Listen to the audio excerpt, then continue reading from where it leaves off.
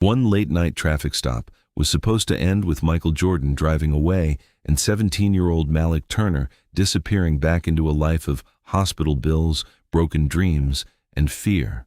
But when Michael chose to stay instead of simply moving on, that quiet decision became the first step toward saving a boy who had almost stopped believing he deserved a future. Michael Jordan knew the red and blue lights were meant for him the second they appeared in his mirror. It was close to midnight, and he was driving alone on a quiet road outside Chicago after a day that had gone on too long. He had slowed at the stop sign, but his SUV rolled past the white line before coming to a full stop. It was a small mistake, and he knew it. Michael checked the mirror once, turned on his signal, and pulled onto the shoulder. He shut off the engine and placed both hands on the steering wheel. For a man who had spent decades being watched by millions, there was suddenly no crowd, no applause, and nowhere to hide behind his name. His phone rested on the passenger seat. The screen had lit up several times during the drive with a message he still had not opened, but Michael ignored it now. Behind him, the officer remained inside the patrol car for a few moments before stepping out.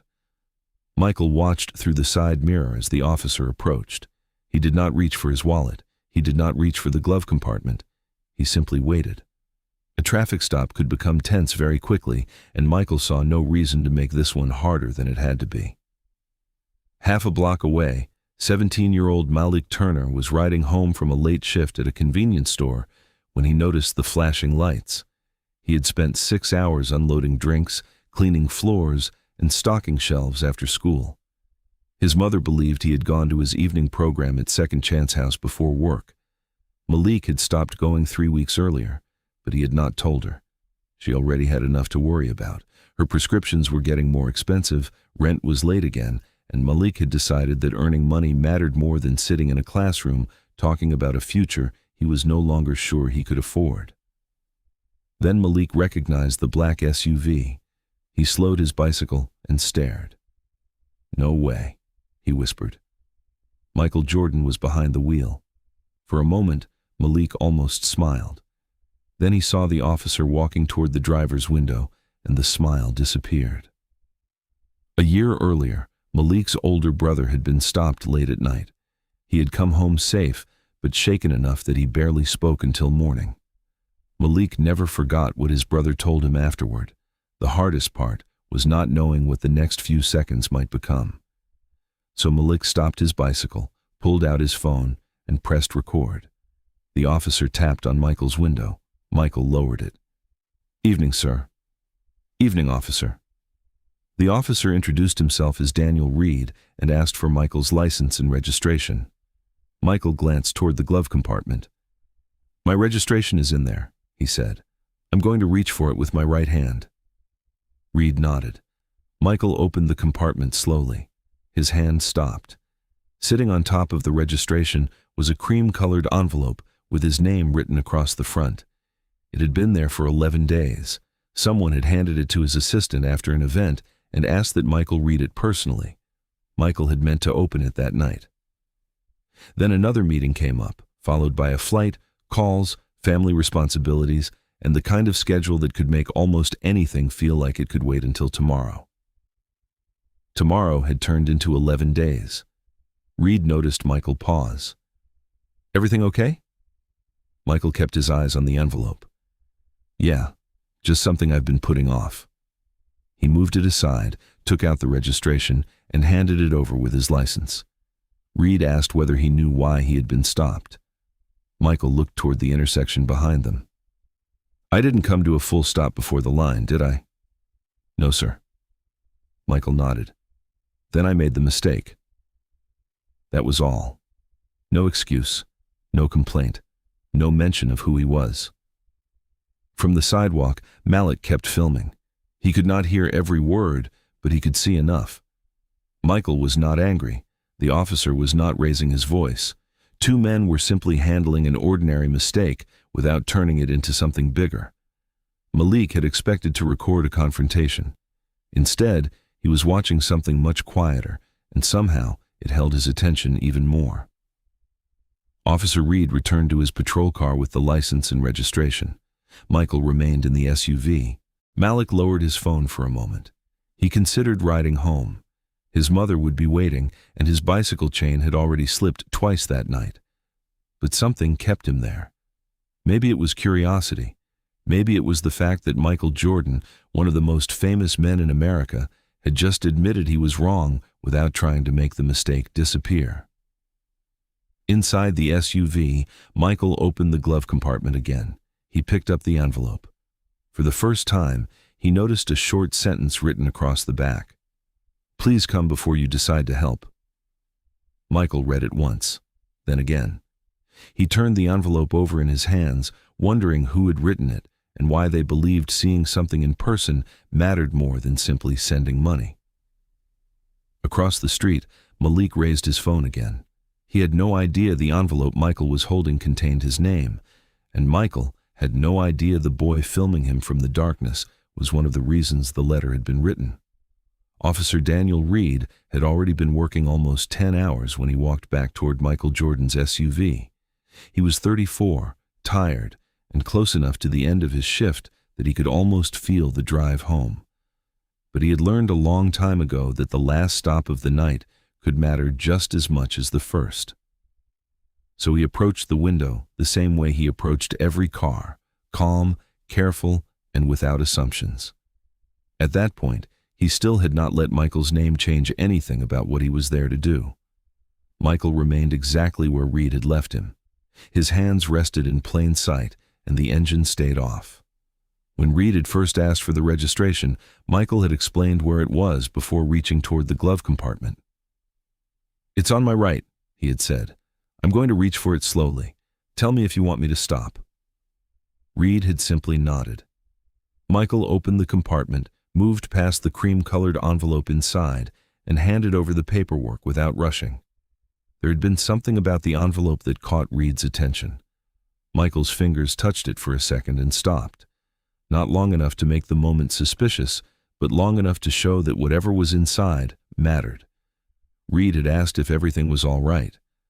Michael had looked at the envelope and said, "Just something I've been putting off." Then he moved on. Reed had seen people react to traffic stops in every possible way: angry, embarrassed, nervous, defensive. Michael did not seem worried about the ticket. He seemed distracted by something else entirely. Before returning to his patrol car, Reed asked the question he always asked. "Do you know why I stopped you?" Michael looked back toward the intersection. "I probably crossed the line before I came to a full stop," he said. "If that's what you saw, then I made the mistake." Reed waited a second, almost expecting the next sentence to begin with, but it never came. Michael did not explain that he was tired. He did not say the street was empty. He did not ask for a warning. He simply accepted what had happened. From the sidewalk, Malik Turner was still recording. His phone had been in his hand long enough that his wrist was beginning to ache, but he barely noticed. He had expected something different the moment he realized who was inside the SUV. Maybe Michael would get annoyed. Maybe the officer would suddenly act differently once he recognized him. Malik had grown up watching famous people move through the world, as if ordinary rules sometimes bent around them. He had also grown up hearing adults tell boys like him to be careful around police, even when they had done nothing wrong. So in Malik's mind, two things were supposed to happen here. Either fame would take over, or fear would. Neither one did. Reed returned to his cruiser and entered the information. The name on the screen confirmed what he already knew now: Michael Jeffrey Jordan. Reed leaned back for a moment and looked through the windshield. He had grown up watching Jordan play. His father had shouted at the television during Bulls games. There had been an old poster in Reed's childhood bedroom, one he kept on the wall until college. For a brief second, the officer inside him disappeared, and the kid he used to be remembered exactly what that name meant. Then Reed looked down at the citation screen again. The stop sign did not know who Michael Jordan was. The white line did not care how many championships he had won. Reed finished entering the information. Across the street, Malik lowered his phone slightly. He looked at Michael through the windshield rather than through the screen. Michael was sitting alone, not making calls, not texting anyone, not trying to turn the situation into something else. He was just waiting. Malik found that harder to understand than anger would have been. His older brother had once told him that people showed you who they were when they believed they had a reason to be mad. Malik had never forgotten that. Right now, Michael Jordan had every reason to think this was an inconvenience. He could have been irritated. He could have acted like his time mattered more than everyone else's. Instead, he sat there. Malik slipped the phone down toward his chest. For the first time that night, he wondered if maybe he had started recording the wrong story. Inside the SUV, Michael looked once more at the envelope sitting in the open glove compartment. He could still see the sentence written across the back, "Please come before you decide to help." He did not open it. Not yet. Behind him, the door of the patrol car opened. Michael looked into the mirror. Officer Daniel Reed was walking back toward him with a piece of paper in his hand. Officer Daniel Reed walked back toward the SUV with the citation in his hand. A few minutes earlier, the computer in his patrol car had confirmed what his eyes already suspected. The driver was Michael Jeffrey Jordan. Reed had grown up in Chicago watching Jordan play, and for a brief moment he had considered giving him a warning. Michael had been respectful, the street was empty, and the mistake had been small. It would have been easy to let him go. But Reed knew that if the name on the license had belonged to anyone else, he probably would have written the ticket. That was enough to make the decision for him. Michael saw the paper before Reed reached the window and understood immediately. There was no frustration on his face. He took the citation, looked at it once, and folded it carefully before placing it in the center console. "I made the mistake," he said. "I'll take responsibility for it." Reed had spent years hearing drivers explain why a rule should not apply to them that night. Some blamed the weather, some blamed the road, some blamed him. Michael did none of that. 6 championships, decades of fame, and a name almost everyone recognized had not changed what happened at the stop sign, and Michael seemed perfectly willing to accept that. Reed began explaining what Michael needed to do with the citation, but Michael noticed something he had missed earlier. The officer was calm and professional, yet his face carried the kind of tiredness that sleep alone would not fix. He checked his watch, then quickly looked away as if he had caught himself doing it. Michael had spent enough years around people under pressure to recognize when someone's body was in one place while his mind was somewhere else. He did not question Reed directly. He simply waited long enough for the silence to give the officer room to decide whether he wanted to say anything. Eventually, Reed admitted that his 12-year-old daughter had been taken to the hospital earlier that afternoon. His wife was with her while doctors ran tests, and Reed had stayed on duty because another officer had called out, and the shift was already short-staffed. He had spoken to his daughter by phone, and she had told him not to worry. That was the part Reed seemed to be holding on to.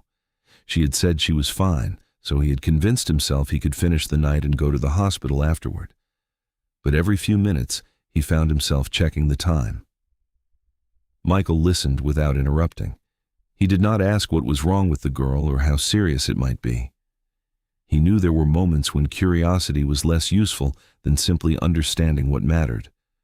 For a few seconds, the traffic ticket between them seemed unimportant. Michael looked at Reed and thought about how easily people could hide fear behind responsibility. A uniform could do it. A suit could do it. Fame could do it too.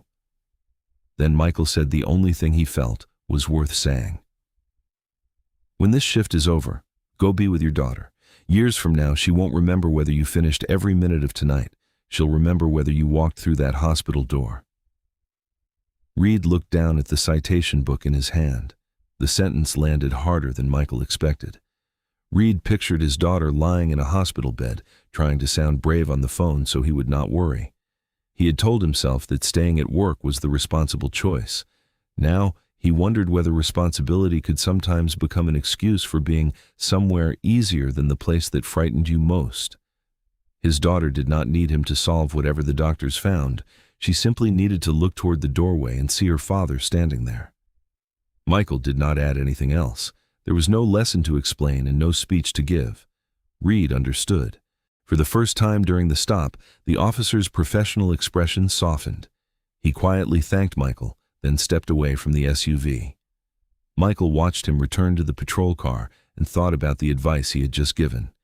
It sounded simple when it belonged to somebody else. Know where you are needed and show up. He had no idea that before long, those same words would become much harder for him to follow.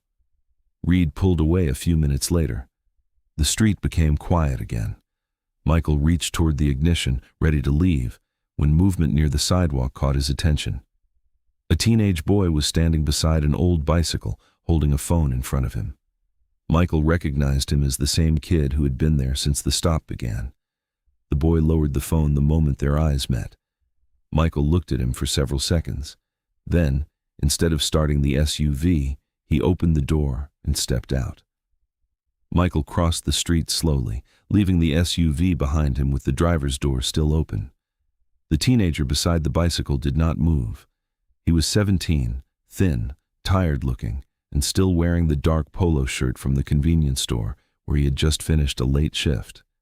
His phone was lowered now, but Michael could tell from the way the boy held it that he had been recording for a while. For a second, neither of them said anything. The boy looked more nervous with Michael walking toward him than he had while watching the police stop. Malik Turner had been expecting this moment ever since Michael noticed him. He assumed there would be a demand to delete the video, maybe a warning about posting it, maybe even someone from Michael's team calling him later. Malik knew how the world worked when someone powerful wanted something gone. He was already thinking about whether he should protect the recording or erase it before the situation became bigger than he could handle. But Michael stopped a few feet away and did not reach for the phone. He simply asked how long Malik had been filming. Malik told him the truth. He had started recording when the officer stepped out of the patrol car because he thought something bad might happen.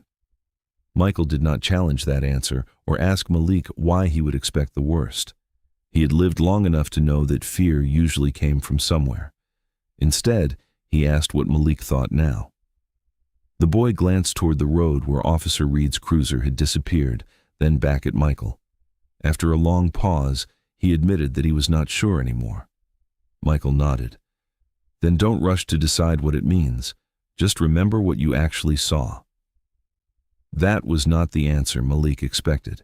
He had been ready to defend himself, but there was nothing to fight against. Michael was not asking him to change the video or change his opinion. He was asking him to be honest about the moment. Malik looked at the phone in his hand, and for the first time, he realized that what he had recorded was not the story he had expected to capture. There had been no shouting, no special treatment, no attempt by Michael to use his name, just a mistake, a ticket, and two men who had chosen not to make the situation worse. Malik finally slipped the phone into his pocket and turned toward his bicycle. He was already late getting home, and his mother would still be awake even if she pretended not to be waiting for him. He lifted one foot onto the pedal and pushed off. The bicycle moved less than 6 feet before the chain slipped loose with a hard metallic snap. Malik stopped immediately, dropped one foot to the pavement, and muttered under his breath. He turned the bike over and crouched beside it, like someone who had done the same repair many times before.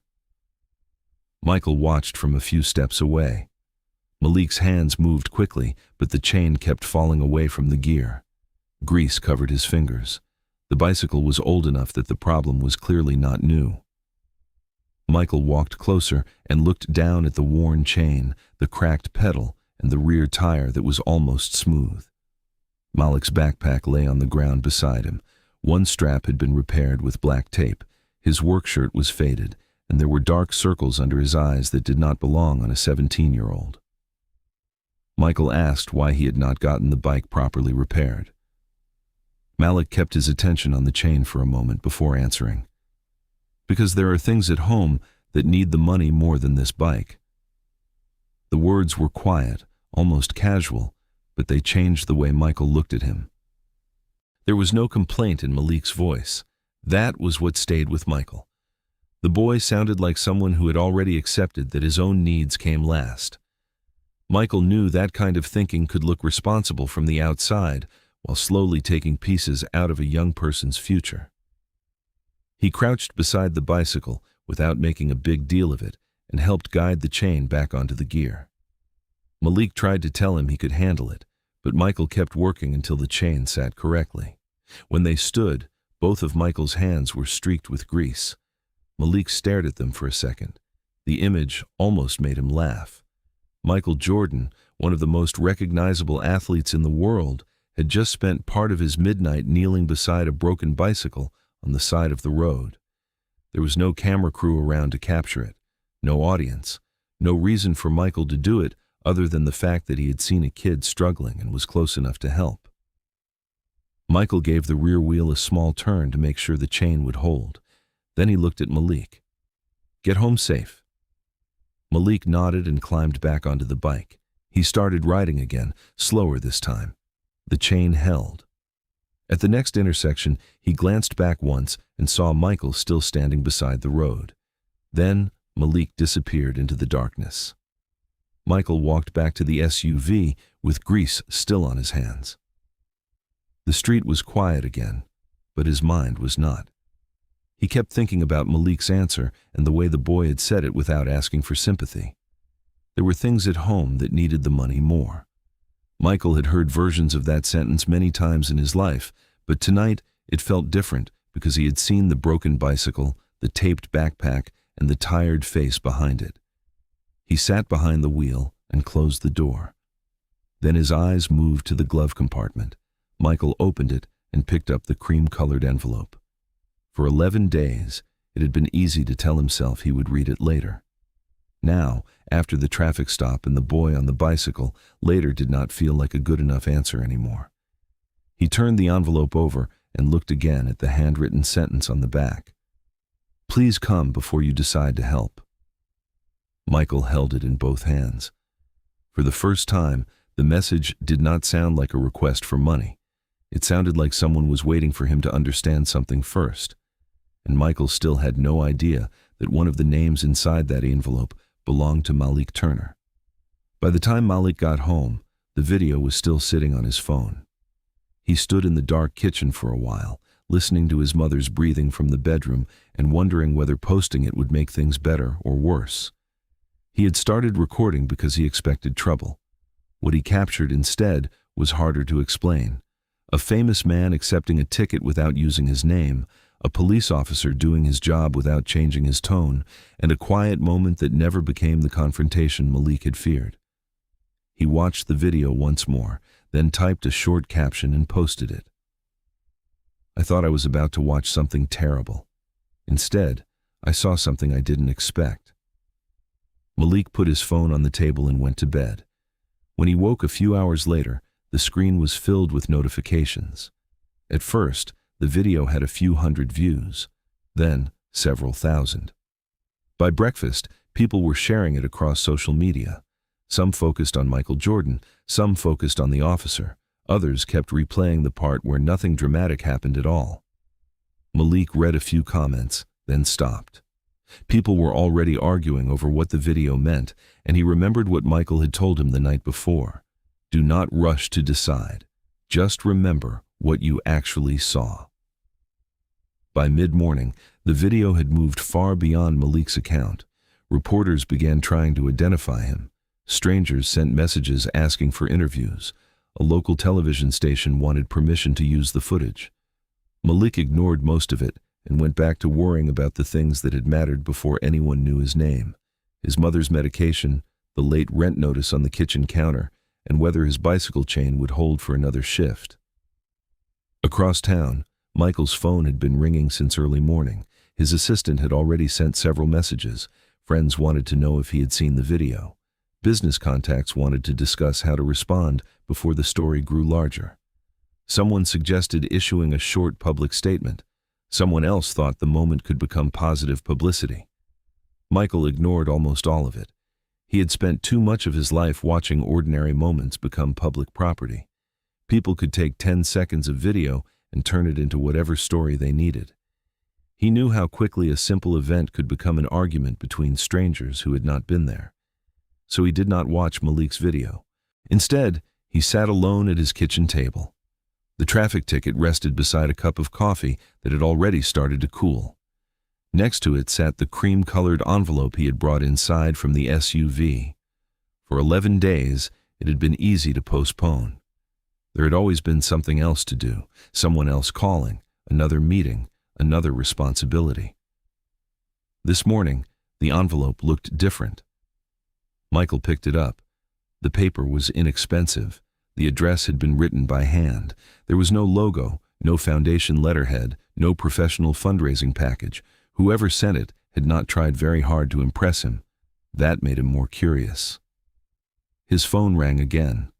Michael looked at the screen and turned it face down. For the first time that morning, the kitchen became completely quiet. He ran his thumb along the edge of the envelope and thought about Malik's bicycle. He remembered the worn chain, the taped backpack, the convenience store shirt, and the way the boy had said there were things at home that needed the money more.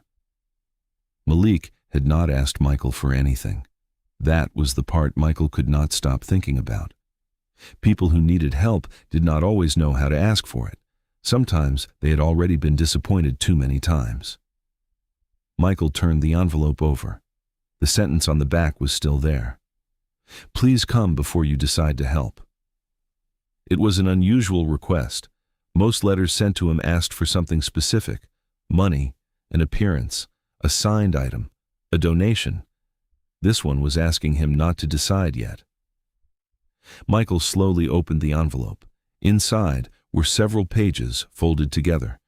The first page began with a name he did not recognize: Evelyn Carter. Below it was the name of a place he had never heard of: Second Chance House. Michael leaned back in his chair and began to read. At first, the letter seemed simple. A small community program was in trouble. Funding had been lost. Young people depended on the center. Time was running out. Then he reached the sentence that made him stop. Evelyn had written that if Michael planned to send money without visiting, she would rather he wait. Michael read the line again. She did not want a check from someone who had never seen the children. She wanted him to come and meet them first. His coffee sat untouched beside him. The phone kept vibrating against the table. Michael did not look at it. He turned to the next page. There were no photographs, no donation numbers, no list of famous supporters, only names, dozens of them. Each one belonged to a child. Michael began reading slowly. Then, halfway down the page, he saw a name that made him sit completely still: Malik Turner. Michael stared at it. The boy with the broken bicycle was not just connected to the story. He was already inside the envelope. Michael kept his eyes on Malik's name for several seconds. Malik Turner, absent for 3 weeks. We don't know why. The sentence was short, but Michael could already answer part of it. He had seen the convenience store uniform. He had seen the broken bicycle and the backpack held together with tape. Most of all, he remembered the way Malik had said that things at home needed the money more than his bike. At the time, Michael had heard it as a tired teenager explaining why he kept putting off a repair. Now, it sounded like something else. Malik had not simply missed a few classes. He had started giving pieces of his own future away to keep something at home from falling apart. Michael went back to the first page and began reading more carefully. Evelyn Carter was 68 and had spent most of her adult life teaching teenagers. After retirement, she had opened Second Chance House in a rented neighborhood building with a few used desks, donated computers, and more determination than money. The center helped young people with tutoring, job preparation, college applications, and basic support when life outside the classroom made school harder to hold on to. Some students came because they were failing classes. Others came because there was nowhere quiet to study at home. A few simply needed one adult who would notice when they stopped showing up. There were 218 names in the program, and in 12 days, those 218 young people might lose the place. 2 longtime donors had ended their support within the same month. The landlord had decided to sell the building, and Second Chance House did not have enough money to compete with another buyer or move quickly enough to a new location. Evelyn did not hide the seriousness of it. If nothing changed, programs would stop, staff would be dismissed, and the students would be told to find help somewhere else. Michael had read letters like this before. Usually, the next page was where the number appeared, a request for $50,000, $100,000, whatever amount someone believed Michael Jordan might be willing to give. He turned the page. There was no number. Instead, Evelyn had written one paragraph in larger handwriting than the rest. If your answer is only a check, please don't send one yet. Come here first. Too many of these children have spent their lives being helped by people who never learned their names. Michael leaned back in his chair. His phone vibrated again beside him, but he did not reach for it. The sentence bothered him because he understood exactly what Evelyn meant. Money could fix a roof, buy computers, or keep the lights on. It could not make a teenager believe that someone had noticed he was missing. Michael had spent years supporting charities and community programs, and much of that work mattered. But Evelyn's letter forced him to consider something uncomfortable. Sometimes helping from a distance was easier, because distance protected the person doing the helping. A check did not ask you to remember a face. A check did not ask you why a kid had stopped coming to class. A check did not look back at you. Michael turned to the final pages. That was where Evelyn had placed the names. There were no photographs beside them, just one handwritten sentence for each student. Michael started at the top. Lila Bennett wants to become an attorney and carries a notebook everywhere because she is afraid of forgetting good ideas. A few lines lower. Chris Walker, 13 years old, and takes care of his 7-year-old brother most nights while their mother works. Then, Hannah Cole has lived with her mother in a motel for 3 months and has not missed a day of school. Michael slowed down. These were not statistics anymore. They were children making adult choices before they were old enough to understand what those choices might cost them. One boy wanted to study engineering, but worked weekends with his uncle because his family needed help with groceries. A girl had been accepted into an advanced science class, but almost turned it down because she could not afford the required materials. Another student came to Second Chance House every afternoon, not because he needed tutoring, but because his apartment was usually empty until midnight, and he hated eating dinner alone. Michael continued down the page. Some names had hopeful sentences beside them. Others carried more weight. Jamal stopped talking about college after his father was arrested. Tasha misses class whenever her mother cannot find childcare for her younger sisters. Eric says he does not care about graduating, but arrives 20 minutes early every Tuesday. Michael stopped at that one. He understood the contradiction. Sometimes the people who said they did not care were the ones trying hardest not to show how much they did. Then he found Malik again. Malik Turner, absent for 3 weeks. We don't know why. He used to stay after class to help stack the chairs. Michael read the second sentence twice. It was such a small detail. Stacking chairs. Nobody would put that on a scholarship application. Nobody would write a news story about it. But Evelyn had noticed. She knew which kid stayed after everyone else left. She knew who wanted to become a lawyer, who was raising a younger brother, who pretended not to care, and who had quietly disappeared 3 weeks ago. Michael suddenly understood why she had not sent photographs. She did not need to. She knew them. He looked again at Malik's name and remembered the boy crouched beside his bicycle with grease on his fingers, trying to repair something that should have been replaced months ago. Malik had never mentioned Second Chance House. He had never told Michael he was missing classes. He had never asked for help. Maybe that was exactly why Evelyn had written the letter. Michael reached for his phone. There were dozens of missed calls and messages about the traffic stop video. For the first time that morning, none of them seemed urgent. He searched the letter for a phone number. At the bottom of the first page, Evelyn had written one by hand. Michael entered it. Then he paused before pressing call. For 11 days, the envelope had waited for him. Now, he knew 218 people had been waiting behind it.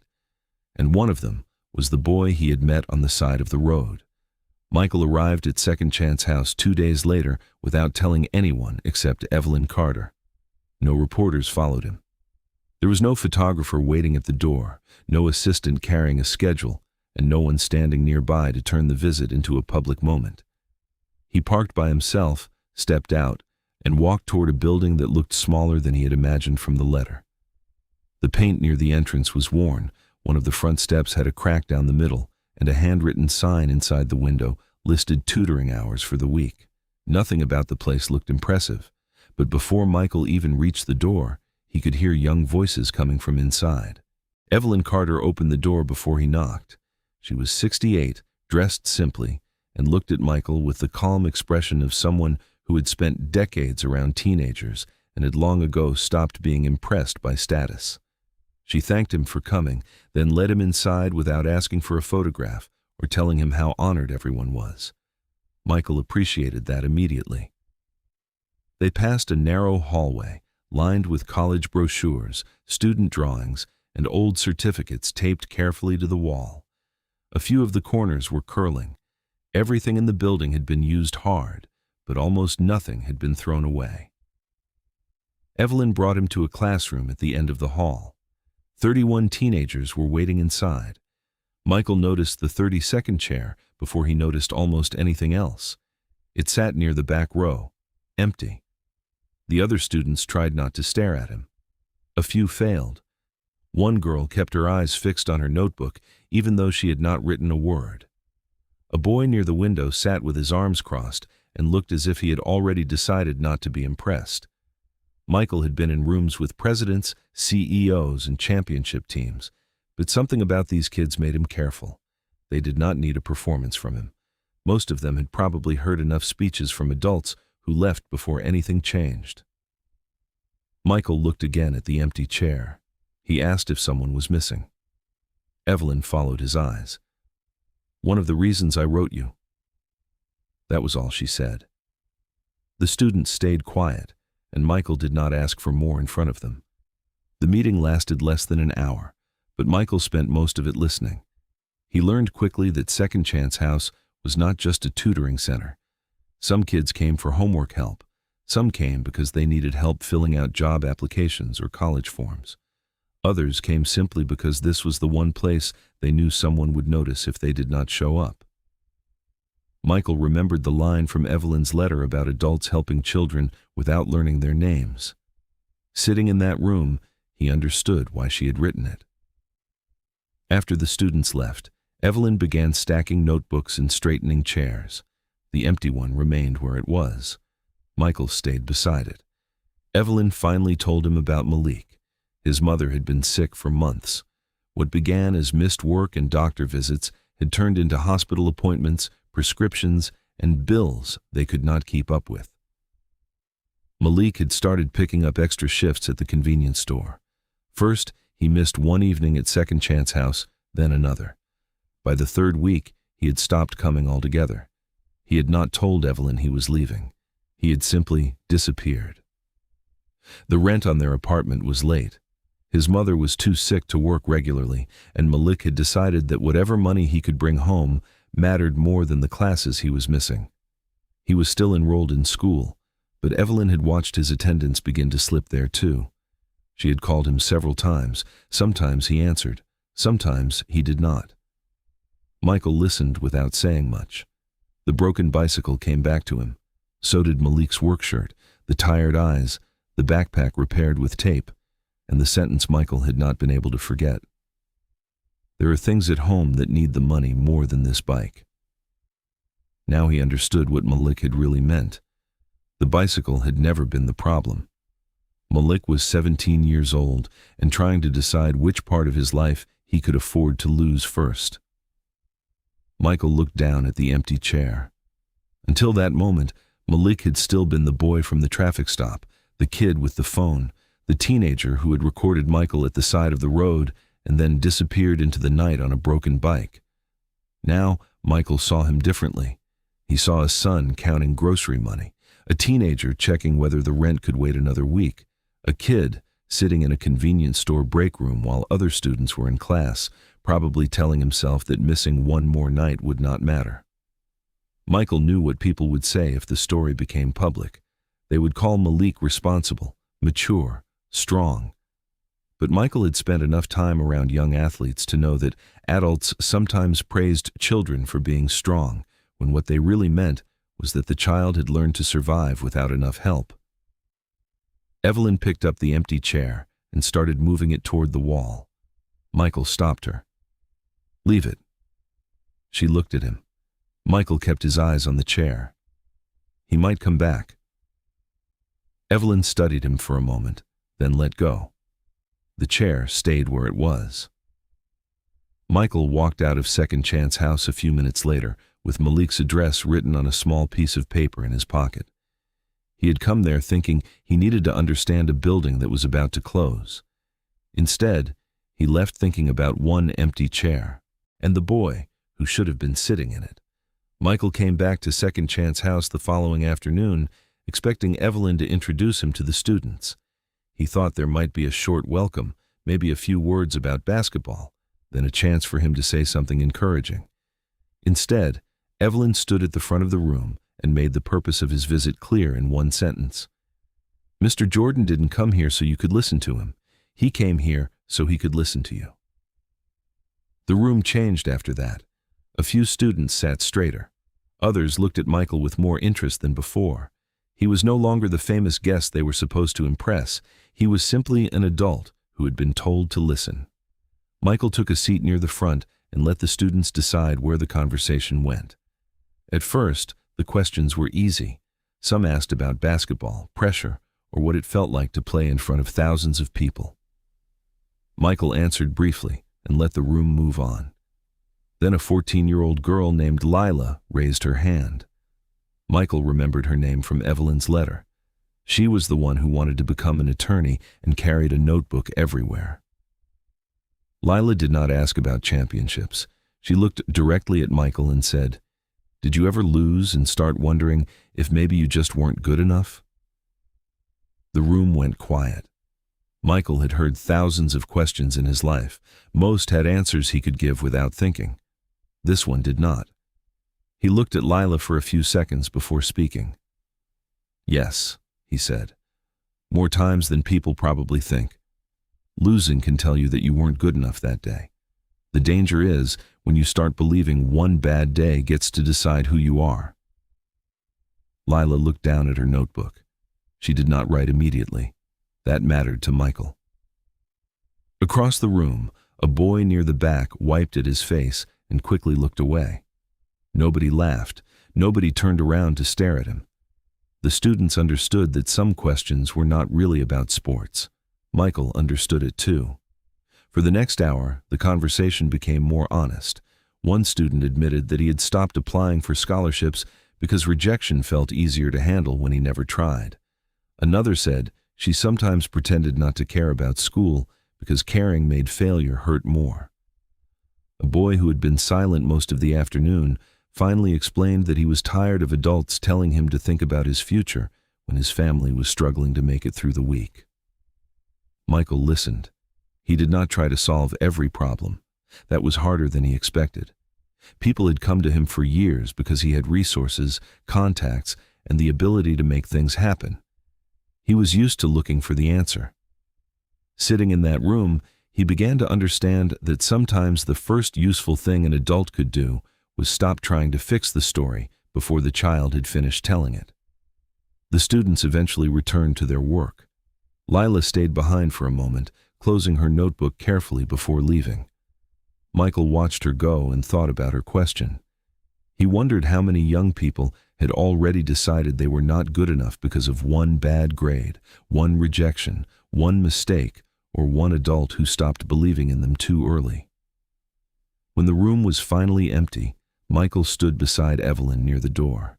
He had seen enough to know the center needed money. The tables were old. Several computers barely worked. The building itself was close to being lost. His first instinct was still the same one he had brought with him from the beginning: find the number and solve the problem. He asked Evelyn how much they needed. She shook her head. "That isn't the first question." Michael waited. Evelyn looked back at the empty classroom. "What we're missing most isn't money. It's adults who stay after the exciting part is over." Michael said nothing. He thought about all the charity events he had attended over the years. Cameras came, donors smiled, checks were presented, people shook hands and promised to stay involved. Then everyone went home, and the kids were still there the next morning. Evelyn continued quietly. She told him that most of the students at Second Chance House had already met adults who cared for a week, a month, maybe a season. What they needed were people who remembered them when there was no event, no photo, and no reason to be noticed for showing up. Michael looked toward the back row. Malik's chair was still empty. That was when Evelyn's words became personal. The center could lose its building in less than 2 weeks. Money mattered. But Malik was already disappearing before the doors had even closed. Michael put his hands in his pockets and felt the small piece of paper with Malik's address still folded inside. He had come to Second Chance House thinking the most urgent problem was saving the program. Now he understood there was something else he needed to do first. That night, he did not drive home. He drove toward the convenience store where Malik worked. The convenience store was almost empty when Michael walked in. It was close to midnight, and the only sound inside came from the refrigerators along the back wall and the soft music playing above the checkout counter. Malik was halfway down an aisle, opening cardboard boxes and placing canned food on a shelf. He looked exhausted. His work shirt was wrinkled, his hands were moving slower than they had the night before, and there was a stack of unopened boxes still waiting beside him. When he looked up and saw Michael Jordan standing at the end of the aisle, his whole body went still. For a moment, Malik seemed more annoyed than surprised. Since the video had spread, people had been calling the store, messaging his account, and asking him to talk about what happened. He had ignored almost all of them. Attention had arrived in his life at exactly the wrong time. His mother was getting worse, bills were piling up, and strangers suddenly wanted him to explain a traffic stop as if it were the most important thing that had ever happened to him. Malik looked at Michael and immediately assumed this visit was part of that same noise. "If this is about the video, I'm not doing interviews." Michael shook his head. "I didn't come about the video." That was enough to make Malik pause. Michael did not mention the cameras, the views, or the people talking about them online. He asked about Second Chance House instead. The moment Malik heard the name, his expression changed. The tiredness disappeared behind something harder. He set the box in his hands on the floor and looked away, as if even hearing the name reminded him of something he had been trying not to think about. Michael told him Evelyn had been worried. Malik gave a short, bitter laugh. He said Evelyn worried about everyone. That was what she did. Then he went back to stocking the shelf, hoping the conversation would end there. Michael stayed. After a while, Malik finally turned around. "I don't need some famous person coming in here to rescue me." Michael did not react to the anger. "Good," he said, "because I'm not here to rescue you." Malik stared at him. For the first time since Michael entered the store, the anger lost some of its certainty. Michael could have told Malik that he had read the letter. He could have explained what Evelyn had written or reminded him about the empty chair. Instead, he asked the question that had been following him since he left Second Chance House. "What made you decide you had to carry all of this by yourself?" Malik looked down at the open box beside him. He did not answer right away. The store stayed quiet around them. A customer walked in, bought a bottle of water, and left without noticing anything unusual. Malik went behind the counter, rang up the sale, then returned to the aisle. Michael waited. He had learned at Second Chance House that sometimes the worst thing an adult could do was fill every silence.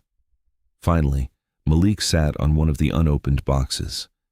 The story came out slowly. His mother had been sick for months. At first, she had tried to hide how bad it was. She kept going to work when she should have stayed home and stretched prescriptions longer than the doctor intended because there was never enough money for everything. Then the hospital visits became more frequent. Doctors told her she needed surgery, and suddenly Malik was looking at numbers he did not understand and bills he knew they could not pay. The rent was already behind. Their electricity had almost been shut off twice.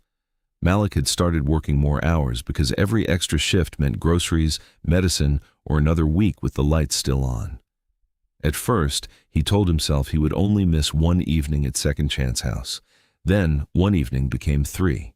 Three became a week. By the time Evelyn started calling, Malik was too embarrassed to explain why he had disappeared. He had not stopped caring about school. That was the part Michael understood most clearly. Malik cared so much that staying away hurt. But every time he thought about going back, he pictured his mother sitting at the kitchen table opening another bill. He pictured the empty bottle of medicine on the counter. He pictured the red notice they had received from the electric company.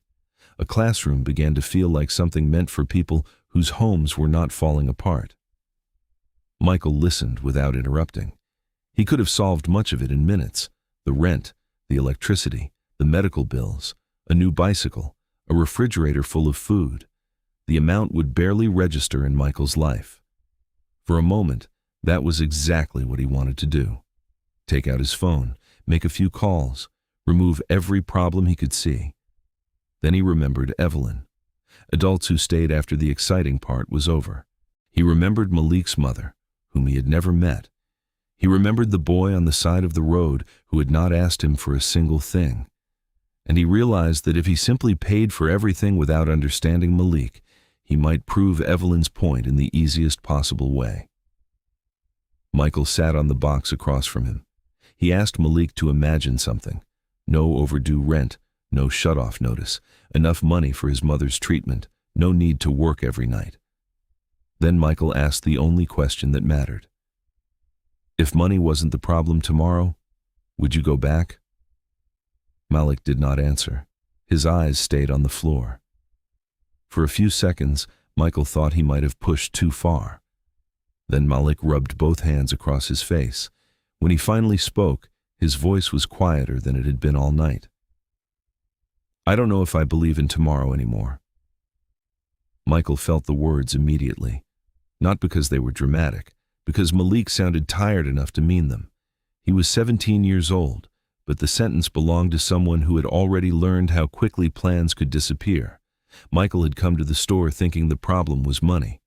Sitting there beside boxes of canned food at midnight, he realized money was only the part he could see. Malik had begun losing something harder to replace, the belief that his life was still allowed to move forward. Michael looked at him, and for once did not have a speech ready. He could not tell Malik everything would work out. He could not promise his mother would get better. He could not honestly say tomorrow would be easier. So he did not try. He simply stayed on the box across from him while Malik finished telling the truth. And somewhere between the silent aisles and the unopened boxes, Michael began to understand that helping Malik would require much more than paying what he owed. The next morning, Michael stopped thinking about Second Chance House as a charity problem and started looking at it as a problem that had to survive after he left.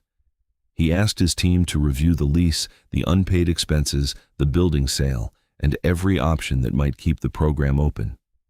At first, he expected the answer to be simple. Find the amount, cover the gap, and give Evelyn enough breathing room to rebuild. Michael had solved more expensive problems than this before.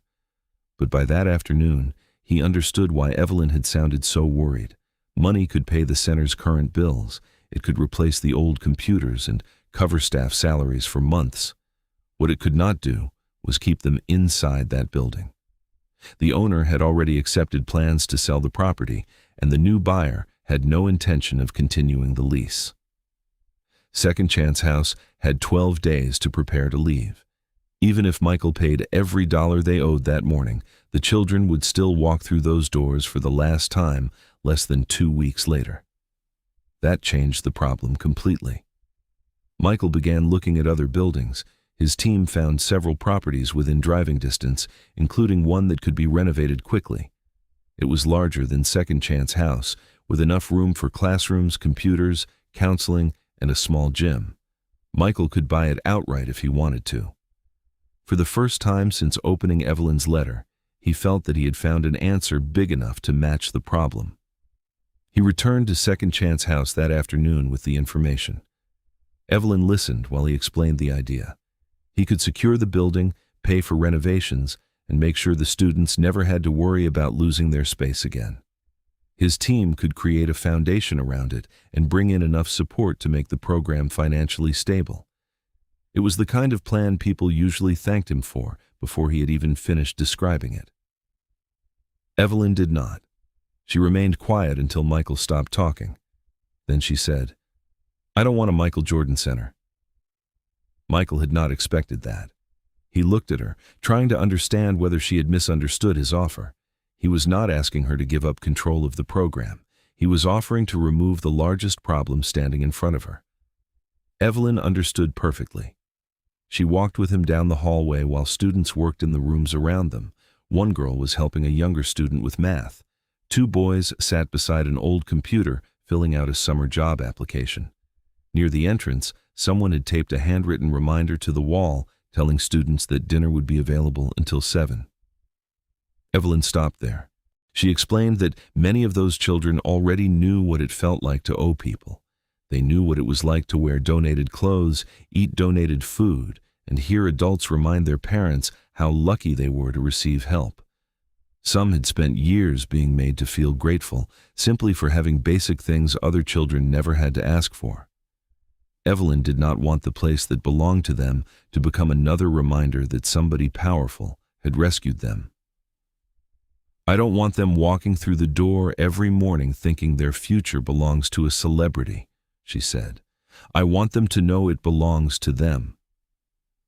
Michael looked through the open classroom door.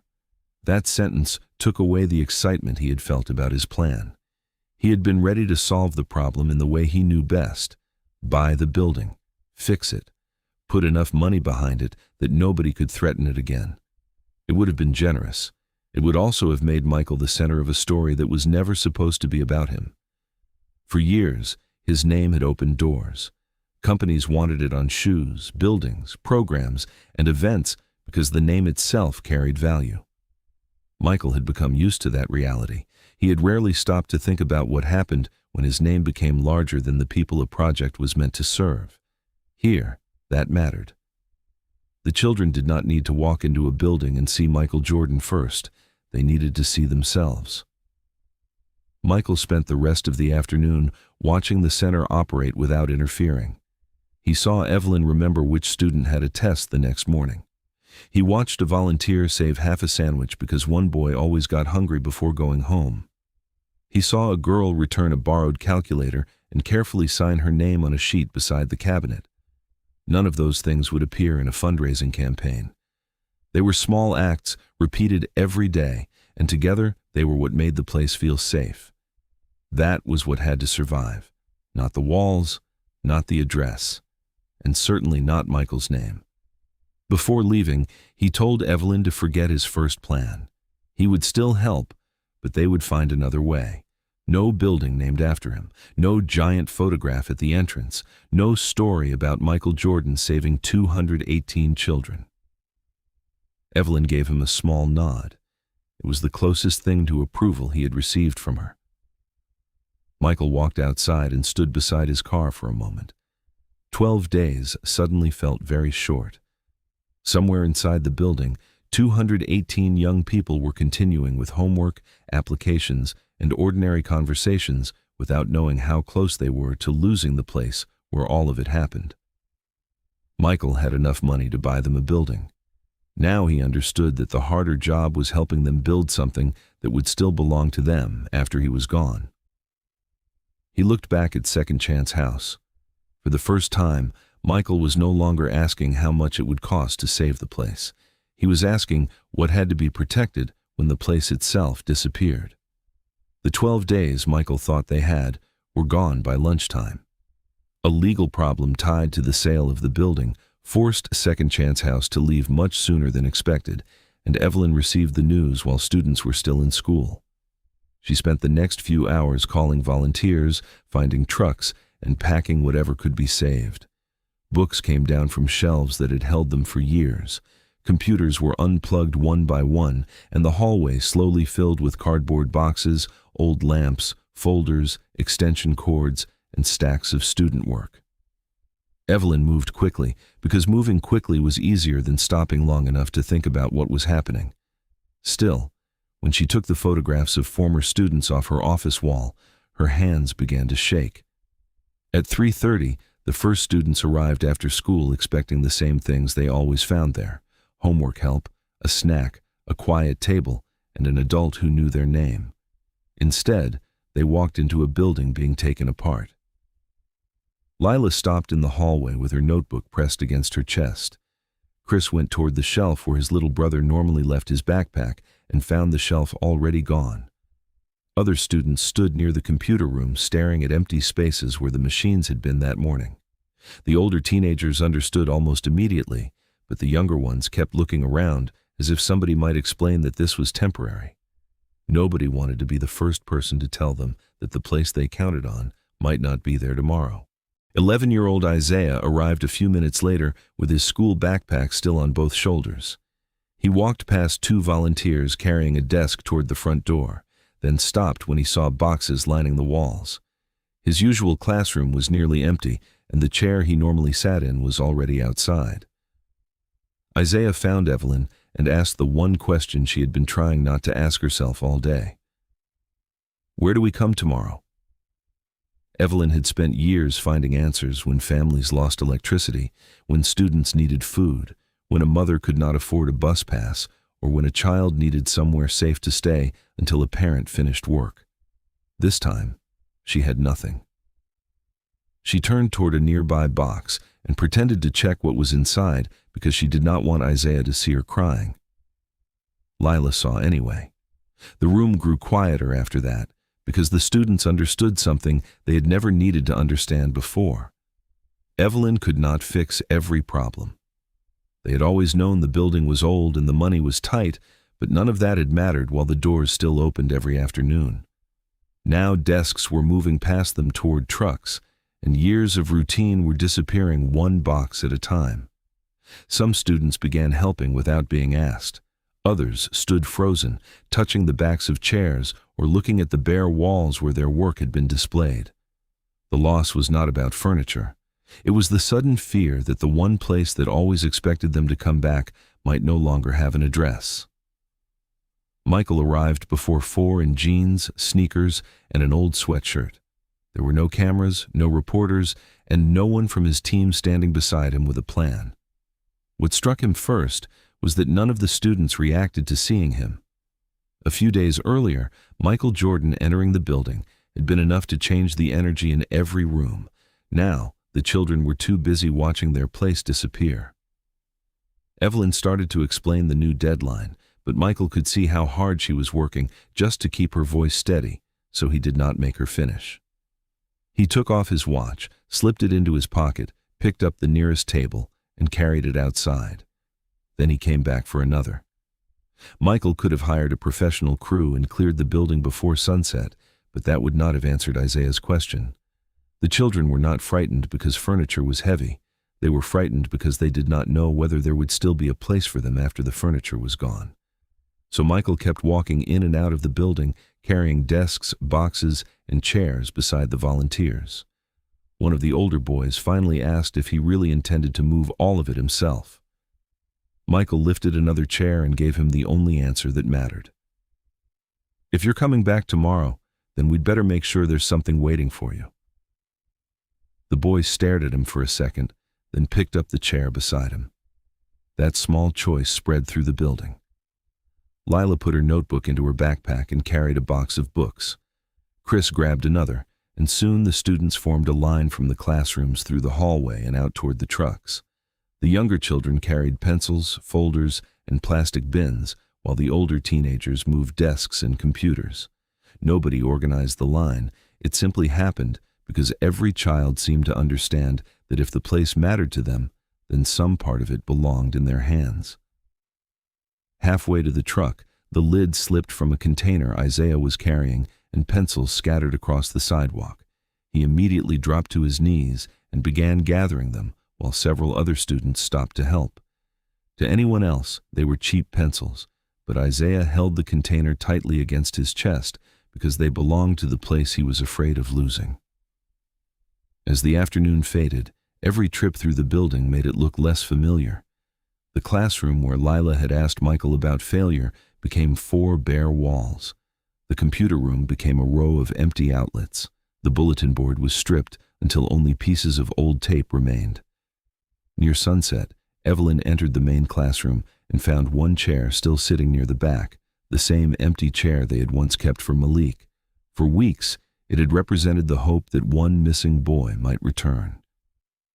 Evelyn put a hand on the back of it but could not bring herself to lift it. Michael stepped beside her, took the other side, and together they carried the chair outside. More than 200 young people were still in the parking lot when they came through the door. Nobody had forced them to stay.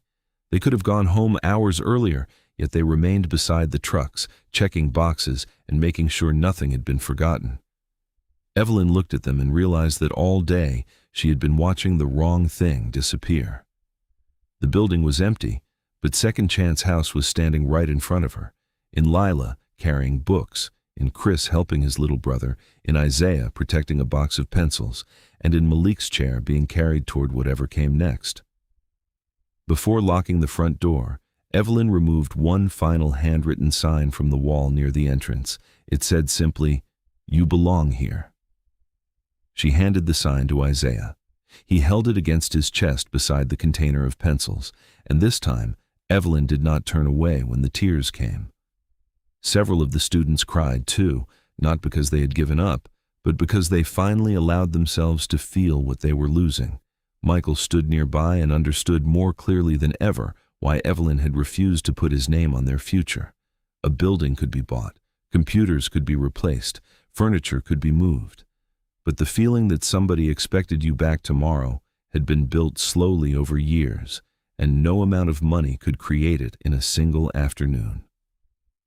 Michael carried the last chair onto the truck and looked back through the open doorway.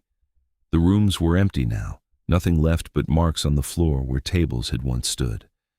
Then he turned toward the parking lot and saw 218 young people still together, waiting for someone to answer the same question Isaiah had asked hours earlier. "Where do we come tomorrow?" Michael still did not know exactly what the next place would look like, but he knew those children could not wake up believing the door that wanted them had disappeared. Before the night was over, he was going to find somewhere to put every one of those chairs. By the next afternoon, the old community gym was the only place Second Chance House had left. It did not look like a school. Folding tables stood in uneven rows across the basketball court. Boxes of books were stacked against the bleachers, and borrowed laptops shared extension cords taped carefully to the floor. There were no classrooms, no computer lab, and no walls covered with student work. The chairs they had carried out the night before were scattered across the gym, still scratched and worn from years of use. Near the entrance, Evelyn had taped the old "You Belong Here" sign to a concrete wall with 4 strips of blue tape. The place looked temporary because it was, but the doors were open, and for that day, that was enough. Michael had spent most of the night helping arrange the space and making calls to keep the program running without turning the emergency into a public event. Volunteers brought sandwiches, bottled water, extra tables, notebooks, and anything else they thought the students might need. Nobody tried to make the gym look perfect because perfection was not the point. Less than 24 hours earlier, the children had watched their classrooms disappear into trucks, and pretending nothing had happened would have felt dishonest. What mattered was that when school ended, there would still be an address they could walk toward.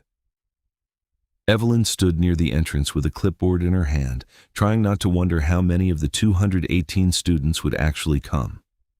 The first few arrived shortly after 3. Lila came carrying her notebook and immediately helped organize the books. Chris walked in with his younger brother and began setting out chairs without waiting to be asked. Isaiah arrived holding the plastic container of pencils he had protected during the move, and he placed it carefully on the nearest table beneath the "You Belong Here" sign. More students followed behind them, some looking around awkwardly at the unfamiliar gym, and others acting as if nothing had changed, because pretending everything was normal made it easier. Evelyn quietly counted each name as they entered. 50 became 80, 80 became 100, and before long, the empty gym began filling with the same noise that had once lived inside their old building. Michael stayed near the far wall and watched the number rise. He had stood inside packed arenas where thousands of people screamed his name, but this felt different because nobody had come to see him. These young people had returned because they still believed there was something here worth coming back to. By 4 o'clock, more than 150 students had arrived. Then, the count passed 180, followed by 200. Some sat on folding chairs, others used the first rows of the bleachers because there were not enough tables ready yet. The air inside the gym was warm and crowded, and nothing about the setup was comfortable, but almost nobody complained. Eventually, Evelyn reached 217. She checked the list again, slowly this time, even though she already knew whose name was missing. Across the gym, one chair remained empty near the end of a table. It was the same chair Evelyn and Michael had carried out of the old building together the night before, the chair that had stayed empty for weeks while Malik worked late shifts and tried to hold his family together. Nobody had marked it with his name. Nobody had been told not to sit there. Somehow, it had simply remained open, as if the people around it understood that someone might still need his place back. The program began without him. Students opened books, volunteers moved between tables, and Evelyn helped Isaiah with a worksheet while trying not to look toward the entrance every few minutes. Michael did the same thing from across the gym, though he tried to convince himself Malik might be working or caring for his mother. He knew returning would not be easy for the boy. Malik had spent weeks teaching himself that his own future could wait because the problems at home could not, and walking back into Second Chance House meant admitting that he still wanted something for himself. For a teenager who had learned to put his needs last, that could feel almost selfish. Michael understood now that finding Malik had never been the hard part. The hard part was helping him believe he still deserved a place to return to. About half an hour later, the gym door opened. Malik stood in the entrance wearing an old gray hoodie and the same worn backpack Michael remembered from the night of the traffic stop. He looked tired, uncertain, and almost ready to turn around before anyone noticed him. Several students saw him, but nobody shouted his name or started clapping. Evelyn had spent years teaching them that sometimes a person returning did not need attention. They needed room. She walked quietly to the empty chair and pulled it a few inches away from the table. She did not ask where Malik had been, did not make him explain himself, and did not remind him how many calls he had ignored. Malik looked at the chair for a long moment before crossing the gym. His face tightened as he walked, and he lowered his head once as if adjusting his backpack, but Michael saw the tear he was trying to hide. For 3 weeks, Malik had lived as though disappearing from his own future was simply another bill that had to be paid. Yet the chair had remained there. Nobody had filled his place or decided he was gone for good. When Malik finally sat down, Evelyn placed a notebook in front of him and moved on to another student as though his return were the most ordinary thing in the world, and that quiet kindness seemed to affect him more than applause ever could. Malik rested his hands on the blank page for several seconds before picking up a pencil. Michael watched from the other side of the gym and thought about all the moments people had called victories in his life, the shots, the trophies, the championship celebrations, and the crowds that had once shaken entire buildings. Those victories had mattered, but none of them looked anything like this. There was no scoreboard above Malik's head and no one keeping track of what he had overcome just to sit in that chair. There was only a 17-year-old boy who had spent weeks believing tomorrow was something other people could afford, now opening a notebook and giving his own future one more chance. Near the entrance, Evelyn looked down at her clipboard and changed the number from 217 to 218. Every student had returned. The building they had lost was still empty, the permanent future of Second Chance House was still uncertain, and many of the problems waiting for those children at home had not disappeared. But on that afternoon, nobody was missing. Michael looked at Malik bent over the notebook beneath the weak lights of the old gym and finally understood why the empty chair had mattered so much. Sometimes helping someone did not mean carrying them forward. Sometimes it meant refusing to take away their place while they were finding the strength to come back. The temporary gym had started to feel less temporary by the following Saturday. The folding tables were still uneven, the borrowed laptops were still plugged into extension cords taped across the floor, and the "You Belong Here" sign was still held to the wall with blue tape. But the students had stopped looking around as if they were waiting to be moved again. They had claimed corners of the gym as their own, returned books to the same boxes, and learned which folding chairs squeaked when someone leaned back too far. Michael was helping Evelyn organize supplies near the entrance when the doors opened and a man walked in with a young girl beside him. It took Michael only a second to recognize Daniel Reed without the uniform. Reed looked different in jeans and a plain jacket. Without the badge, radio, and duty belt, he seemed less like the officer from the traffic stop and more like an exhausted father bringing his daughter somewhere important. The girl beside him was 12, the same daughter Michael had heard about that night on the roadside. She looked healthy enough to smile when Evelyn welcomed them, though she stayed close to her father at first. Michael did not ask about the hospital or what the doctors had found. Reed had brought his daughter with him, and that told Michael enough. The two men shook hands quietly, with none of the tension that had existed the first time they met. Reed had seen Malik's video after his daughter came home from the hospital. At first, he watched only because coworkers kept sending it to him, but what stayed with him was not his own face or Michael accepting the ticket. It was the teenager visible near the edge of the frame, standing beside an old bicycle and watching everything. Reed had spent years thinking of traffic stops as moments between an officer and a driver. Malik's video made him realize there could be other people learning something from the way those moments were handled. Sometimes the person who remembered your choices was not even part of the conversation. Reed looked across the gym and found Malik sitting near the back with a notebook open in front of him. The boy's head was down, but Reed recognized him immediately. He turned back to Michael and explained why he had come. "That night, I thought I was just finishing a traffic stop," he said. "Later I realized there was a 17-year-old kid watching both of us decide what kind of men we were going to be." Michael did not answer right away. He remembered Malik's phone pointed toward the SUV and how close the boy had been to riding away with the same fear he had brought to the roadside. Reed did not come with money. He came with an idea. Over the years, he had watched fear turn simple police encounters into moments where nobody listened well and everyone assumed the worst. Young people often knew fragments of their rights, but not how an actual stop worked, while officers sometimes forgot how frightening a uniform could look to a teenager who had already heard too many bad stories.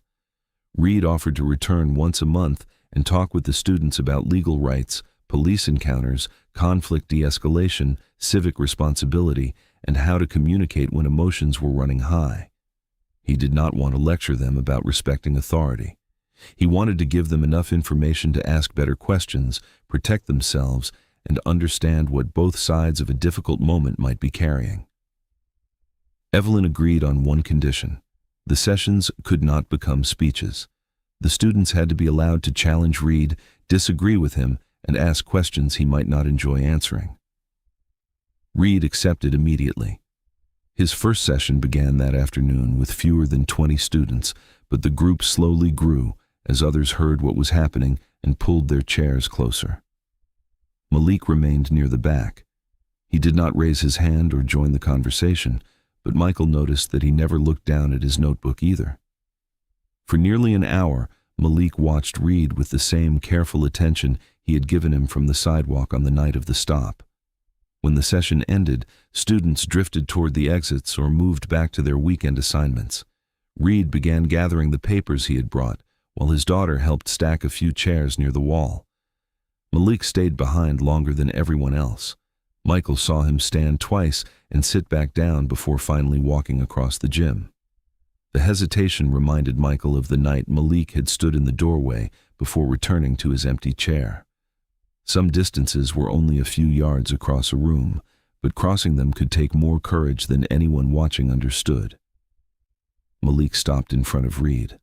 For several seconds, neither spoke, and the noise from the other side of the gym filled the space between them. Malik finally asked if Reed remembered him. Reed looked at his face, then toward the bicycle racks outside the glass doors, as if the memory had returned all at once. "You were the kid with the bike," he said.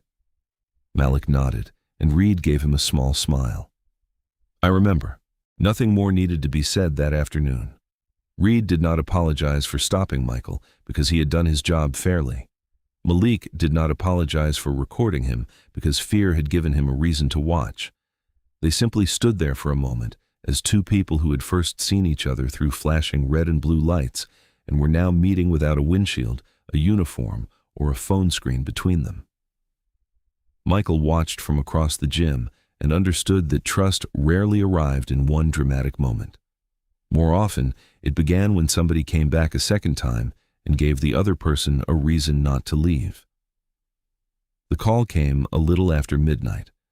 Malik's mother had been admitted to the hospital earlier that evening after her condition suddenly became worse, and doctors were now trying to stabilize her before the surgery they had already planned. Malik had called Evelyn because he did not know who else to call. He had not called Michael, and that mattered. For all the time Michael had spent around him, Malik still had not become the kind of kid who reached for someone powerful when life fell apart. He was used to handling problems himself, even problems no 17-year-old should have been expected to carry. Evelyn listened to him for less than a minute before calling Michael. Michael arrived at the hospital without flowers, gifts, or anyone from his team. He did not walk to the front desk asking for special treatment, and he did not start calling doctors or offering to move Malik's mother somewhere else. He found Malik sitting alone in a hallway outside the surgical unit, still wearing the same clothes he had worn that afternoon. His backpack was on the floor between his shoes, and both hands were locked together so tightly that the skin across his knuckles had turned pale. Michael sat in the empty chair beside him. He did not ask Malik to explain what had happened, because the boy had already spent the night answering questions from nurses, doctors, and hospital staff. For a long time, neither of them spoke. Hours passed that way. Nurses moved through the hallway, doors opened and closed, and every time footsteps came toward them, Malik looked up before quickly looking away. A paper cup of water sat untouched beside his chair. His phone kept lighting up with messages from Evelyn and a few friends from Second Chance House, but Malik barely checked them. Michael could see that the boy was trying to stay in control because losing control felt dangerous. He had spent months believing that if he worked enough shifts, paid enough bills, and gave up enough of his own plans, he could keep his mother safe. Now she was somewhere behind a closed door, and there was nothing left for him to work harder at. Michael understood that helplessness better than Malik probably realized. He knew what it felt like to spend a lifetime believing effort could change an outcome, then arrive at a moment where effort had nowhere to go. On a basketball court, there was always another possession, another shot, another decision to make. In a hospital hallway, there was sometimes only waiting. Michael wanted to tell Malik that his mother would be okay, because that was what adults often said when they could not stand seeing a child afraid. But he knew comfort built on a promise he could not keep would only make Malik more alone if things went wrong. So he stayed quiet until Malik was ready to speak. It was nearly 3 in the morning when Malik finally looked at him. His voice was low enough that Michael almost missed the question. What if she doesn't wake up? For the first time that night, Malik did not sound like the teenager who had challenged Michael in the convenience store or the young man who had tried to hold his household together. He sounded 17. Michael felt the easy answer rise in him and let it go. Then he gave Malik the truth instead. I don't know, and I respect you too much to pretend I do. Malik looked away immediately. His jaw tightened, and for several seconds he fought whatever was happening inside him the same way he had fought everything else, with silence and control. Then the tears came. He wiped at them once, almost angrily, but more followed. Michael did not put an arm around him or tell him to be strong. Malik had been strong for too long already. He simply stayed in the chair beside him while the boy finally stopped trying to look like someone who could handle losing his mother. When Malik was able to speak again, He admitted something he had never told Evelyn. He had sometimes blamed himself for his mother getting worse. Every night he worked instead of staying home. He wondered if he should have noticed something sooner. Every dollar he earned still felt too small compared with the bills waiting on the kitchen table. He had started believing that if something happened to her, it would mean he had failed at the one thing he had sacrificed everything else to do. Michael listened until Malik finished, then quietly reminded him that loving someone did not give you control over what happened to their body. Malik had been trying to become a provider, a nurse, a parent, and a son all at once. None of those roles gave a 17-year-old the power to stop an illness. Sometime after 4, exhaustion began winning over fear. Malik leaned back in the hard plastic chair and closed his eyes for a few minutes before waking again. When he noticed Michael was still beside him, he seemed almost confused. The hallway had grown quieter, and even the vending machines sounded loud in the middle of the night. Malik asked whether Michael had somewhere else he needed to be. It was not sarcasm.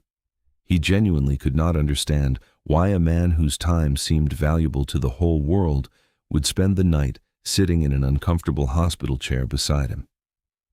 Michael remembered Daniel Reed standing outside his SUV only days earlier, worried about the 12-year-old daughter waiting for him at another hospital.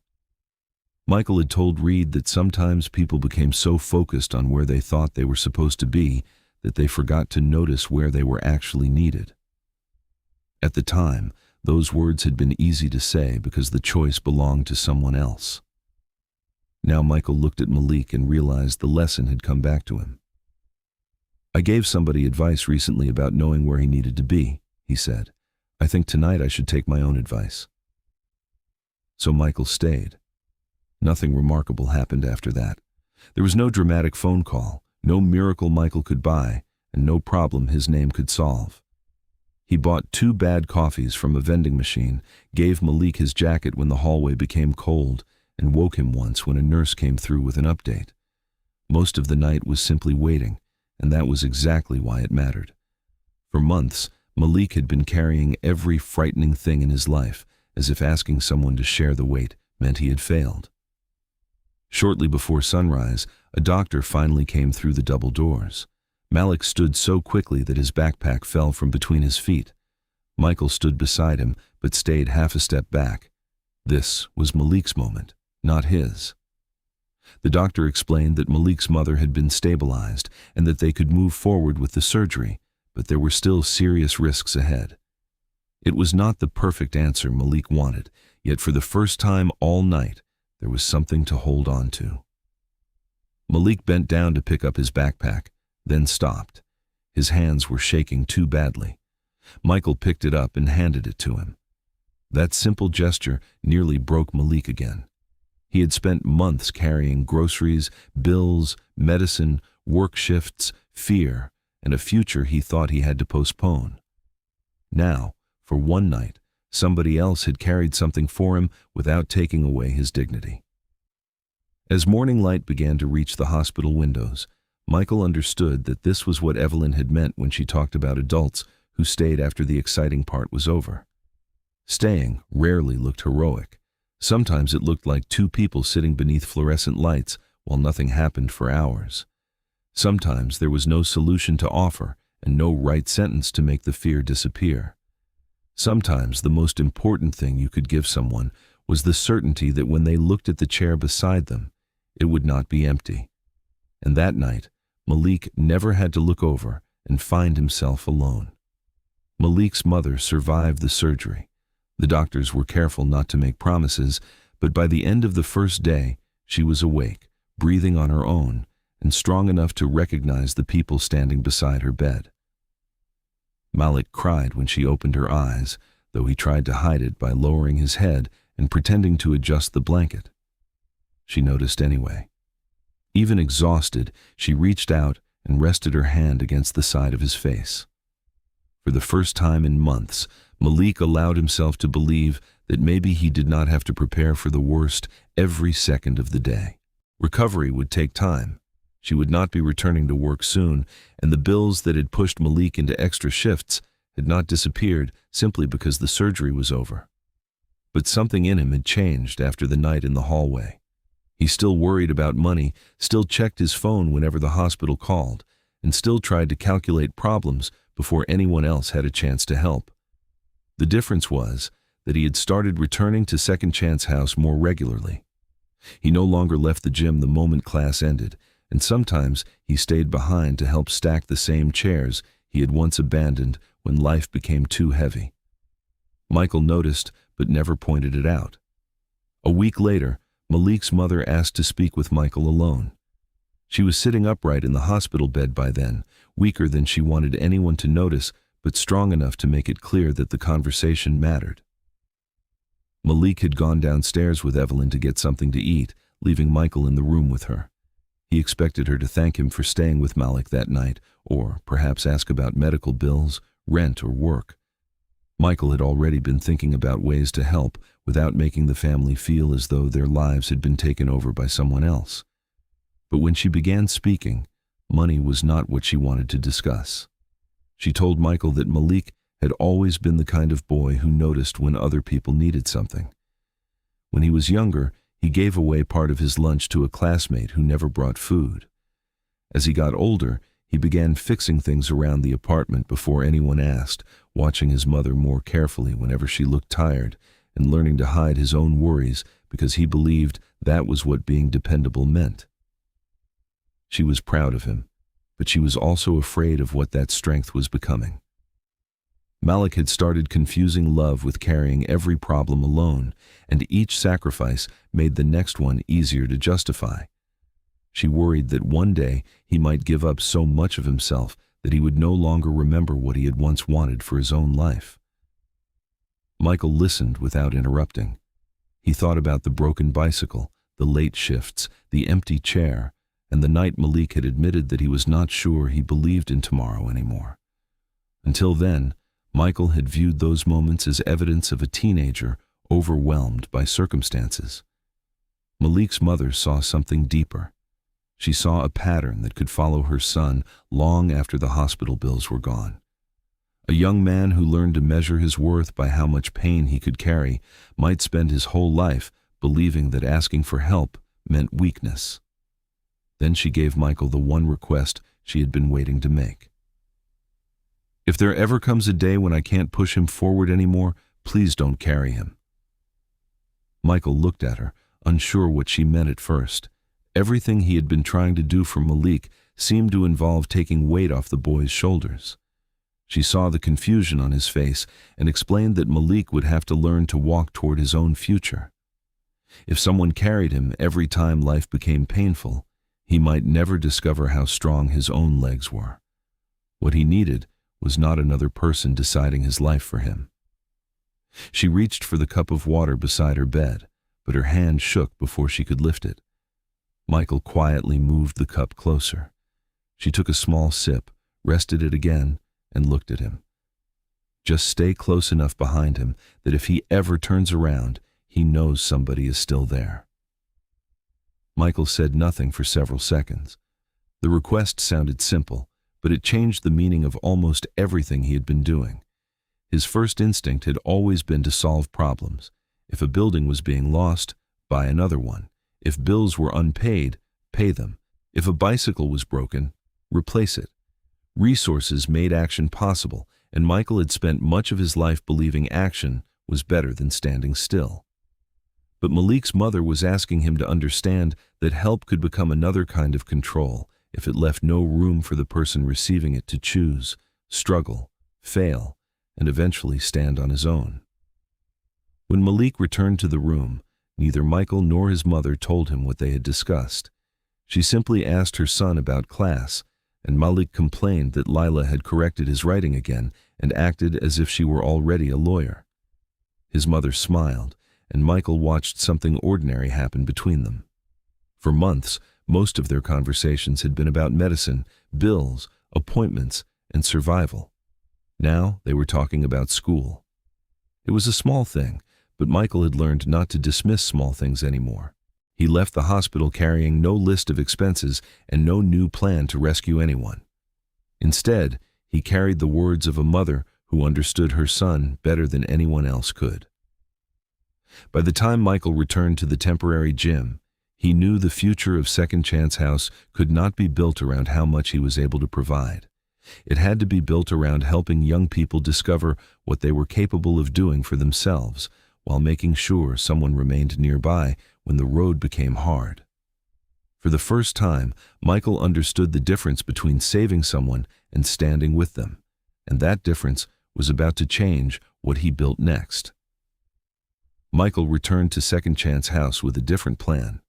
He no longer wanted the center to survive because one wealthy person decided to keep writing checks.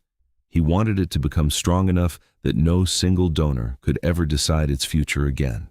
Local businesses were invited to contribute what they could, former students were asked to come back as volunteers, and parents were given a voice in how the new program would operate. Michael promised to match community donations, but he refused to simply cover everything himself. At first, some people did not understand why he was making it harder. To Michael, it was no longer about making things easy. It was about making sure the center belonged to more than one man. The response started small. A neighborhood restaurant promised to provide dinner once a week. A barbershop offered free haircuts before job interviews. A retired teacher volunteered 2 evenings every month, and a former student who now worked in construction offered to help renovate whatever permanent building they eventually found. Parents who could not give much money brought food, cleaned tables, drove students home, or helped organize weekend sessions. Some donations were $10, some were $50, and a few were much larger. But Michael began to understand that the amount was not the most important part. Every contribution was another person saying the same thing. These children are ours too. Still, the center needed more than small donations if it was going to build a permanent future.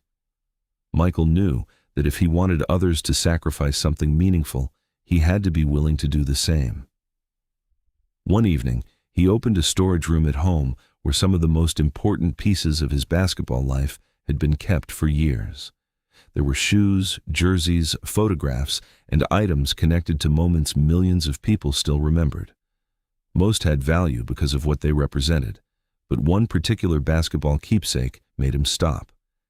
It was tied to a part of his career he had carried with him long after the noise of the arena was gone.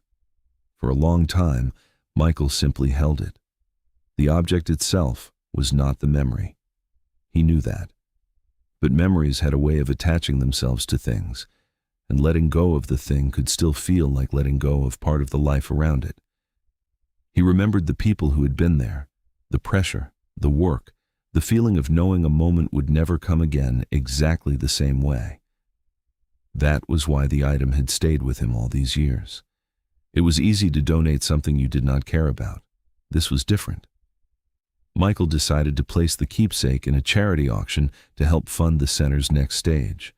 When the students learned about it, they were more surprised than Michael expected. To them, his basketball history was not just history. It was part of why people knew his name at all. One of the younger boys stared at the item for a long time before asking whether it hurt to give something like that away. Michael looked at it again and thought about how many years it had spent protected behind glass, while the children in front of him were still waiting for a permanent place to learn. "I already have the memory," he said. "If something from my past can help one of you build a future, then maybe it has a better job to do than sitting in a case." That was all he said. The auction drew attention, but Michael made sure Second Chance House stayed at the center of the story. There were no giant banners with his face, no speeches about his generosity, and no attempt to turn the event into another celebration of his career. Lila spoke briefly about why she wanted to study law. Chris talked about the importance of having somewhere safe for his younger brother after school. A former student explained how Evelyn had once helped him fill out his first job application when he was convinced nobody would hire him. One by one, the people who had actually lived the story became the reason others wanted to help. The final amount raised was more than Evelyn had expected, but that was not what made her emotional.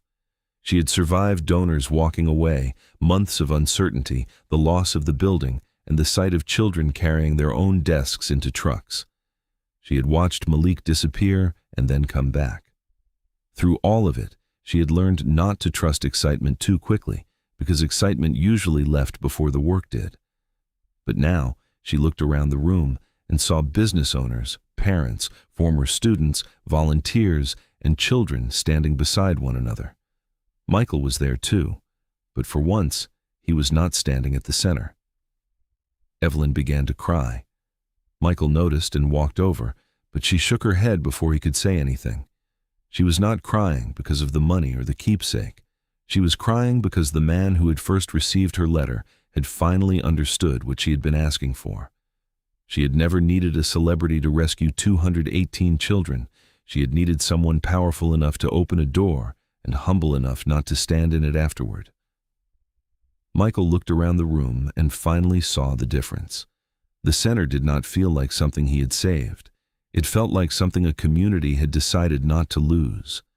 The children were no longer standing beneath the shadow of one famous name, and the adults around them were no longer waiting for one person to solve every problem. Everyone had carried something, whether it was money, time, food, a ride home, a skill, or simply the decision to keep showing up. That was what Michael had truly given up, not just a basketball keepsake. He had given up the need to be the person who fixed everything, and in doing that, he finally helped build something that could stand even when he was no longer in the room. 3 years later, Second Chance House finally had a permanent home again. The new building was larger than the old one, but nobody tried to make it impressive just for the sake of looking successful. There were classrooms with real doors, a small computer lab, a kitchen where students could get something to eat after school, and a gym that was still waiting for its first layer of scratches and noise. Outside, the sign carried no famous name. Michael had refused every suggestion to put his own on the building. Instead, beneath the words, Second Chance House, one simple line had been added: no child walks alone.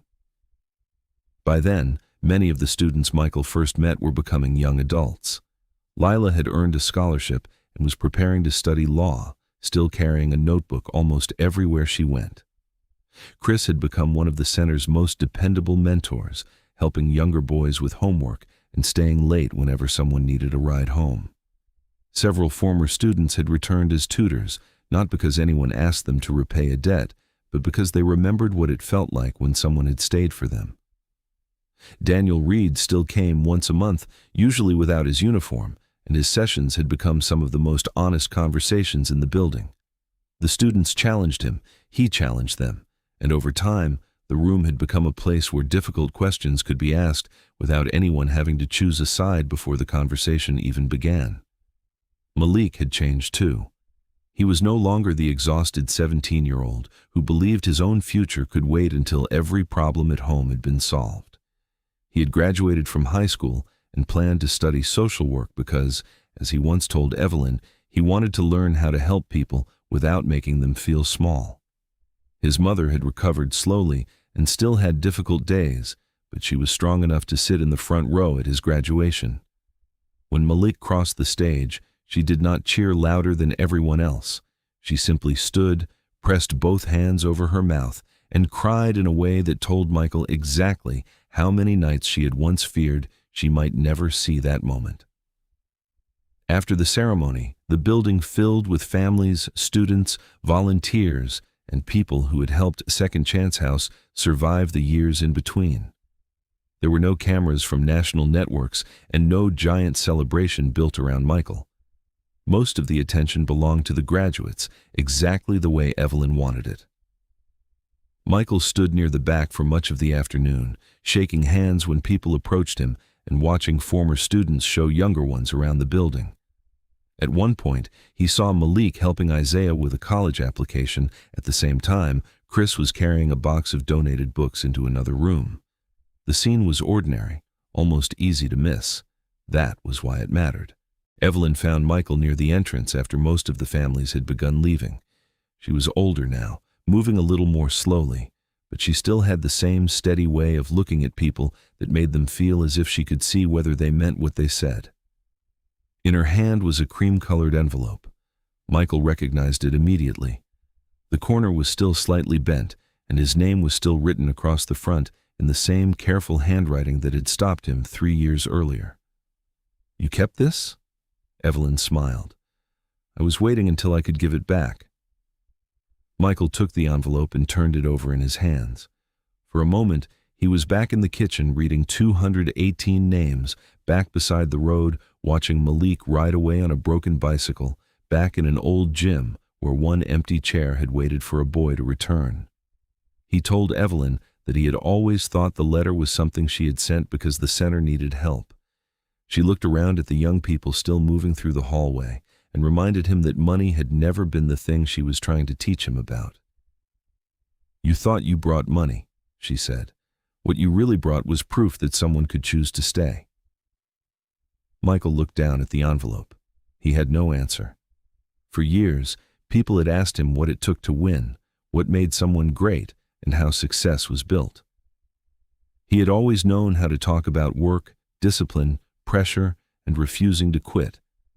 But standing there with Evelyn's old letter in his hands, he realized there was another kind of strength he had understood much later in life. It was the strength to remain when there was no applause, no guarantee, and no reason anyone outside the room would ever know you had stayed. Evelyn walked away to help one of the younger students find his mother. Michael remained near the entrance for a while longer, holding the envelope that had once carried 218 names into his life. The building around him was full of voices, footsteps, laughter, and the ordinary noise of people who believed they had somewhere to return to. He had once thought the letter was asking him to save a center. 3 years later, he finally understood that it had been asking something much simpler and much harder. It had been asking whether he was willing to stay long enough for the children to save something in themselves. Years later, Malik was the one staying late at Second Chance House. He worked with teenagers who reminded him of different parts of the boy he used to be. The kid who pretended not to care, the kid who worked too many hours, the kid who stopped asking for help because disappointment felt easier when you expected it. Some nights he helped with college applications. Other nights he listened to students talk about parents, money, fear, and the quiet pressure of trying to grow up too fast. He had learned that most young people did not need perfect answers. They needed someone who would notice when they stopped showing up. In that way, Malik had become exactly the kind of adult Evelyn once hoped would stay after the exciting part was over. One evening, Malik was driving 3 students home after a late program when red and blue lights appeared behind him. The conversation in the car stopped immediately. One teenager straightened in his seat, another looked over his shoulder, and the youngest pulled his hoodie sleeves over his hands. Malik felt his own chest tighten before he even understood why. For 1 second, he was 17 again, standing beside an old bicycle on a dark road with a phone in his hand. He could see a black SUV, Michael Jordan behind the wheel, and Daniel Reed walking toward the window. The memory came back so clearly that Malik almost heard the bicycle chain clicking beneath him. He slowed the car, turned on his signal, and pulled carefully to the shoulder. Then he put the vehicle in park and placed both hands on the steering wheel where they could be seen. The 3 teenagers watched every movement. One of them quietly asked if they were in trouble. Malik looked at their faces in the rearview mirror and realized that years earlier he had been watching Michael for the same reason they were watching him now. They wanted to know what fear looked like in an adult they trusted. "I don't know what happens next," Malik said, "but I learned a long time ago that you don't always get to control the moment. You do get to choose what you bring into it." The officer approached, explained the reason for the stop, checked Malik's license, and returned a few minutes later. There was no shouting, no confrontation, and no story anyone would post online the next morning. Malik had made a minor mistake and received a warning. He thanked the officer, waited until the patrol car pulled away, and then started driving again. The teenagers slowly relaxed, and within 10 minutes they were arguing about music as if nothing had happened.